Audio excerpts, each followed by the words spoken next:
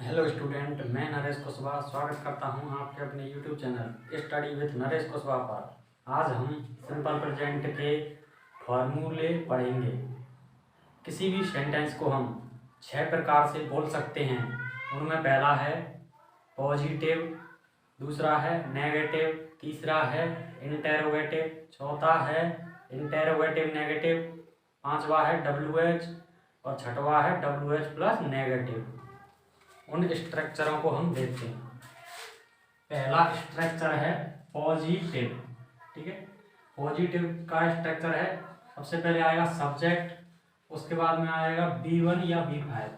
B1 या B5 का मतलब है first form of the verb का मतलब है B1 और fifth form of the verb का मतलब है B5। ठीक है, यदि सब्जेक्ट सिंगुलर होगा तो B5 आएगा और यदि सब्जेक्ट प्लूरल है तो B1 आएगा। अब सिंगुलर और प्लूरल का मतलब क्या होता है? यदि कोई चीज एक है तो उसको हम सिंगुलर कहते हैं, और यदि कोई चीज एक से अधिक है तो उसको हम प्लूरल कहते हैं। ठीक है, उसके बाद में आ जाएगा अदर वर्ड। पॉजिटिव का स्ट्रक्चर क्लियर हो गया? ठीक है, अब दूसरा स्ट्रक्चर देखते हैं हम, नेगेटिव। नेगेटिव का मतलब नकारात्मक, जिसमें नहीं होगा, नहीं लगा होगा या नोट। ठीक है, सबसे पहले आएगा सब्जेक्ट, उसके बाद में आएगा डू या डज। इनको हम हेल्पिंग वर्ब कहते हैं। सिंपल प्रेजेंट टेंस की हेल्पिंग वर्ब डू और डज होती हैं और ये सब्जेक्ट के अनुसार आती हैं। यदि सब्जेक्ट सिंगुलर है तो डज आएगा, यदि सब्जेक्ट प्लूरल है तो डू आएगा। ठीक है, उसके बाद में आएगा नोट, उसके बाद में आएगा B1। B1 का मतलब यहाँ पर है मेन वर्ब। मेन वर्ब का मतलब जैसे खाना, पीना, रोना, हंसना, दौड़ना, भागना, कुछ भी है ना, ये सभी वर्ब होती हैं। ठीक है, मेन वर्ब के बाद में आता है अदर वर्ड, यानी कोई भी जो भी चीज है उसको हम लास्ट में लिखेंगे। ठीक है, ये क्लियर होगा स्ट्रक्चर। अब आते हैं हम नंबर 3 यानी इंटेरोगेटिव। इंटेरोगेटिव सेंटेंस ये है, यानी सबसे पहले आएगा डू और डज, उसके बाद में आएगा सब्जेक्ट, उसके बाद में आएगा B1 प्लस अदर वर्ड। देखो, सबसे पहले आएगा डू और डज। डू और डज क्या होती हैं? सिंपल प्रेजेंट टेंस की हेल्पिंग वर्ब या एक्सिलरी वर्ब। मैं पिछली क्लासों में पढ़ा चुका हूं आपको एक्सिलरी वर्ब क्या होती हैं, हेल्पिंग वर्ब क्या होती हैं, सबको पढ़ा चुका हूं। ठीक है, और यदि सेंटेंस हमारा एक्सिलरी वर्ब से शुरू होता है तो उसका हिंदी क्या निकलता है। जैसे कि क्या वह दौड़ता है, तो इसको हम इस स्ट्रक्चर से बनाएंगे। ठीक है, डू और डज के बाद में आ जाएगा सब्जेक्ट यानी कर्ता, उसके बाद में आ जाएगा वर्ब, वर्ब का मतलब मेन वर्ब, उसके बाद में आ जाएगा अदर वर्ड। ठीक है, हो गया क्लियर? इंटेरोगेटिव सेंटेंस का स्ट्रक्चर क्लियर हो गया। इनको याद करना है और किसी भी सेंटेंस को आप 6 तरीके से बोलना है आपको, जब आपकी स्पोकन सही होगी। ठीक है, अब चौथा नंबर स्ट्रक्चर है हमारा इंटेरोगेटिव प्लस नेगेटिव, यानी इसमें सबसे पहले आ जाएगा डोंट। डोंट का मतलब डू प्लस नोट, इसको हम डोंट को डू प्लस नोट भी लिख सकते हैं। इसी प्रकार डजंट, डजंट को लिख सकते हैं अपन डज प्लस नोट।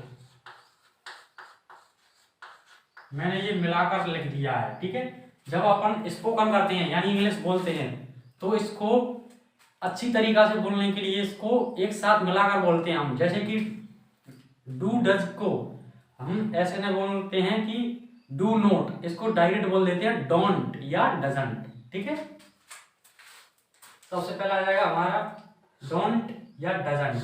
यदि सब्जेक्ट सिंगुलर है तो डजंट आएगा, यदि सब्जेक्ट प्लूरल है तो डोंट आएगा। ठीक है, उसके बाद में आएगा सब्जेक्ट, उसके बाद में आएगा वर्ब, वर्ब का मतलब B1, उसके बाद में आएगा अदर वर्ड। ठीक है, इंटेरोगेटिव का स्ट्रक्चर क्लियर हो गया।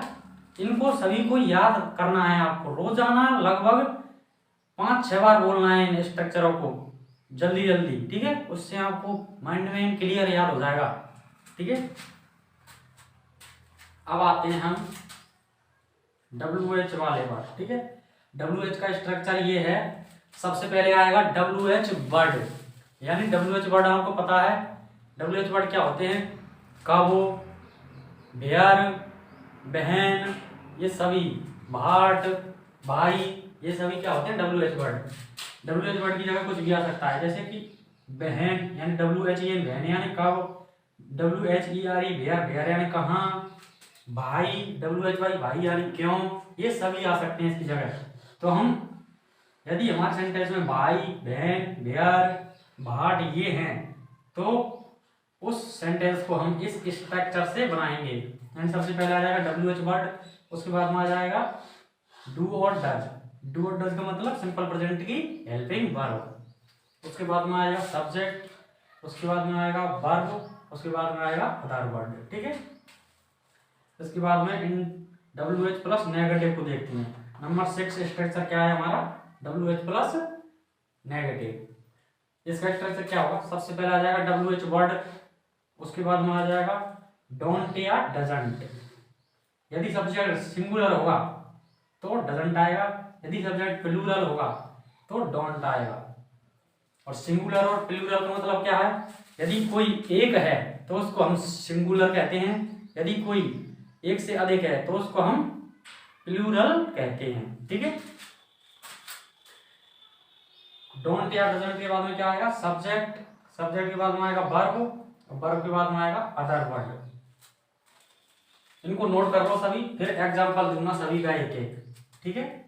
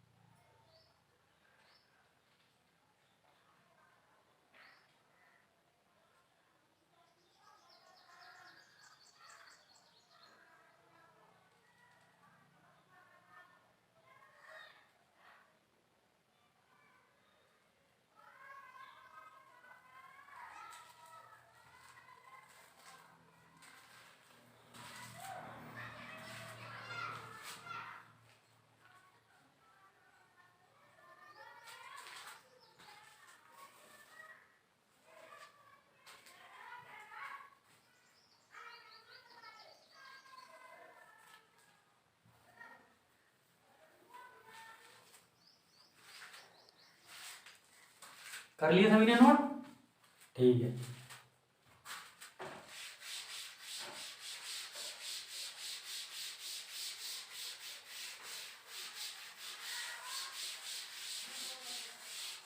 अब हम इन 6 स्ट्रक्चर के एक एक एग्जांपल पढ़ेंगे। सबसे पहले पढ़ेंगे पॉजिटिव स्ट्रक्चर का एग्जांपल, यानी राम सेब खाता है।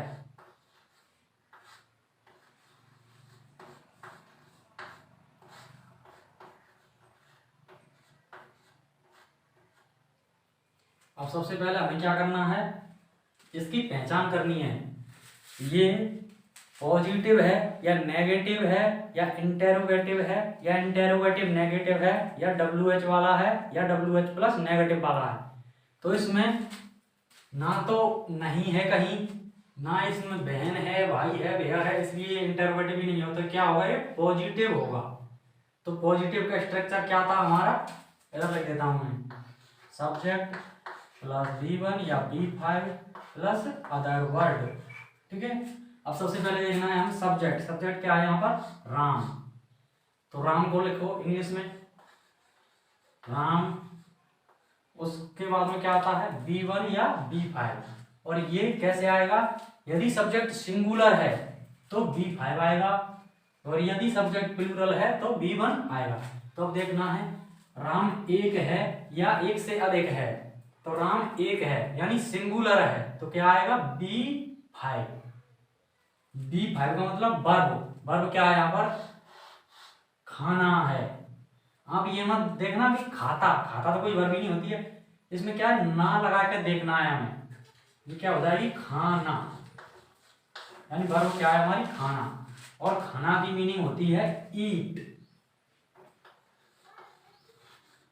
ये तो हो गई बी मीनिंग, लेकिन हमें सब्जेक्ट देखना है। सब्जेक्ट क्या है, सिंगुलर है, इसलिए बी 5 आएगी। तो बी 5 में क्या होता है, एस या ई एस लगाते हैं हम। बी 5 या बी 5 बनाने के लिए एस या ई एस लगाते हैं हम, ठीक है। तो इसलिए इसमें एस हो जाएगा, लग जाएगा। राम ईट्स। अब अदर वर्ड आएगा उसके बाद में। अदर वर्ड क्या है यहाँ पर, सेव है। तो सेव की मीनिंग क्या होती है, ये क्या है, सेव क्या है यहाँ पर, कॉमन नाउन है। और सिंगुलर कॉमन नाउन के पहले हम आर्टिकल लगाते हैं जरूर, ठीक है। सेव क्या है, सिंगुलर कॉमन नाउन है, इसलिए यहां पर आर्टिकल लगेगा। वो क्या लगेगा, साउंड के आधार पर लगेगा। हमें बोलना है साउंड। और मैंने कॉन्सेप्ट दिया था आपको पहले कि यदि कोई वर्ड की मीनिंग ए और आई से स्टार्ट हो रही है तो उसके पहले हमें एन आर्टिकल लगाना है। तो दूसरा कॉन्सेप्ट ये था कि यदि कोई वर्ड डब्ल्यू और वाई से स्टार्ट होता है तो उसके पहले हमें आर्टिकल ए लगाना है, ठीक है। तो ये क्या है, एप्पल की मीनिंग, एप्पल का प्रथम अक्षर क्या है, ए है, इसलिए यहां पर आर्टिकल क्या लगेगा, एन। और एप्पल को लिख दो। ये हो गया हमारा पॉजिटिव स्ट्रक्चर से एक एग्जांपल। राम सेब खाता, क्या बोल रहे हैं हम, राम ईट्स एन एप्पल। इसको नोट कर लो सभी और घर प्रैक्टिस करना है ज्यादा से ज्यादा, जिससे आपको कंफर्म हो, ठीक है। अब हम नेगेटिव, इसी का नेगेटिव बनाते हैं, इसी वाक्य को हम नेगेटिव बनाते हैं, ठीक है। नेगेटिव को बनाने के लिए क्या करेंगे, नेगेटिव का स्ट्रक्चर क्या होता है उसको लिखते हैं हम। Subject plus do does plus note plus B1 plus other word. तो सब्जेक्ट क्या है इसमें, राम। एक ही एग्जांपल को बताने से आपको अच्छी तरह समझ में आएगा, इसलिए मैं एक ही एग्जांपल को बता रहा हूँ बार बार, ठीक है। और उसी स्ट्रक्चर से बनाना है। सबसे पहले क्या लिखना है, सब्जेक्ट। तो सब्जेक्ट क्या है इसमें, राम। उसके बाद में लिखना है डू और डज। और डू और डज को हमें कैसे लिखना है, यदि सब्जेक्ट सिंगुलर है तो डज आएगा, यदि सब्जेक्ट प्लूरल है तो डू आएगा। तो सब्जेक्ट यानी राम है, राम एक है या एक से अधिक है, एक है, इसलिए क्या आएगा, डज। फिर उसके बाद में क्या आएगा, नोट। नोट को तो लिख दो आप, इसमें कोई कंफ्यूजन वाली बात है नहीं। उसके बाद में आएगा वर्ब। वर्ब क्या है वहां पर, खाना। खाना की मीनिंग क्या होती है, eat. Ram does not eat. और एप्पल क्या है, अदर वर्ड, एन एप्पल आ जाएगा, ठीक है। इसको नोट करो, कर लिया नोट सभी। तीसरा स्ट्रक्चर है हमारा इंटेरोगेटिव का, ठीक है। इंटेरोगेटिव का मतलब होता है, इसमें क्या लगा दो हिंदी में, क्या राम सेब खाता है। हिंदी में आपको देखना है, यदि बात क्या से शुरू हो तो उसको हम इंटेरोगेटिव कहते हैं, ठीक है। तो उसका स्ट्रक्चर क्या था, उसका स्ट्रक्चर था do does plus subject plus B1 plus other word.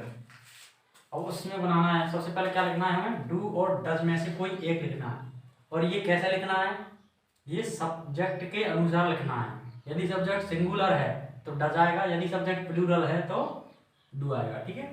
अब राम सिंगुलर है इसलिए क्या जाएगा, डज। उसके बाद में क्या आएगा, सब्जेक्ट। दूसरे नंबर पर क्या आता है, सब्जेक्ट। सब्जेक्ट क्या है, राम। उसके बाद में क्या आएगा, B1 यानी verb, main verb. Main verb क्या है यहाँ पर, खाना, ईट।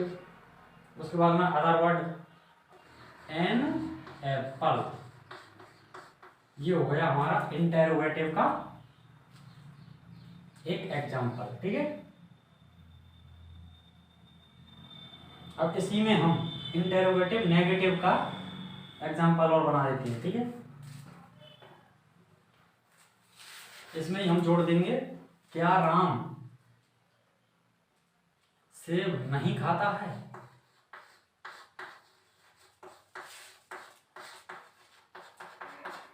अब नहीं से पता चल गया हमें कि ये क्या है।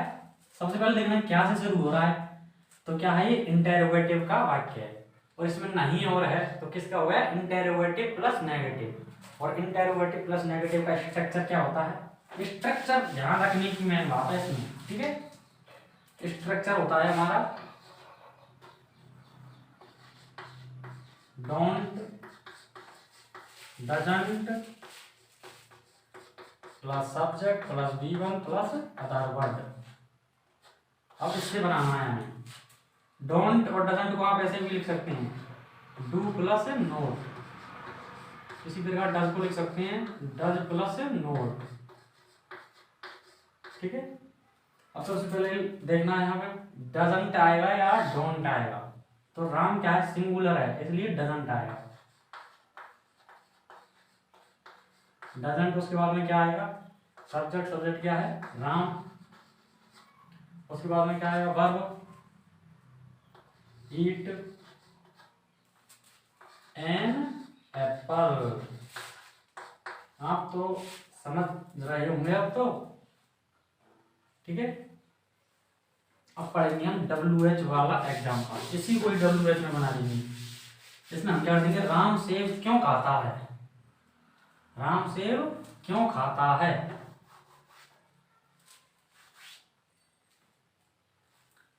क्यों खाता है, इसी की जगह कब आ जाता, कहाँ, कुछ भी जोड़ दो अपन, या क्या। क्यों का इंग्लिश में मीनिंग होता है भाई, WHY। कब का मीनिंग होता है भाई बहन।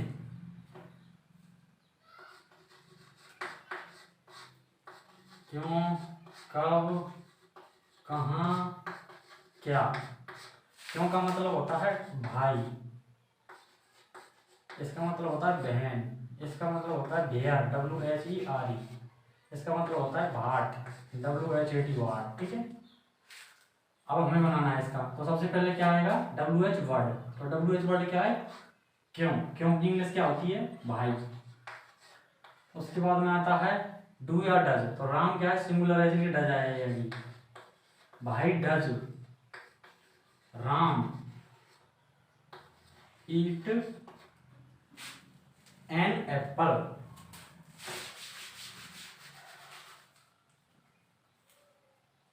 एन एप्पल, भाई क्या होगा, WH वर्ड, डज क्या हो गया हेल्पिंग वर्ब, राम क्या हो गया सब्जेक्ट, ईट क्या हो गया मेन वर्ब या V1, एन यहाँ पर क्या है आर्टिकल, और एप्पल क्या है अदर वर्ड। आज हम इतना ही पढ़ेंगे, कल हम सिंपल प्रेजेंट को बिल्कुल विस्तार से पढ़ेंगे। हम ऐसे नहीं पढ़ेंगे कि सिंपल प्रेजेंट की पहचान कैसे होती है, लास्ट में ता है, ती है, रहा है, रही है, चुका है, चुकी है, ऐसे हो। ऐसे मैं बिल्कुल नहीं पढ़ाऊंगा। ठीक है।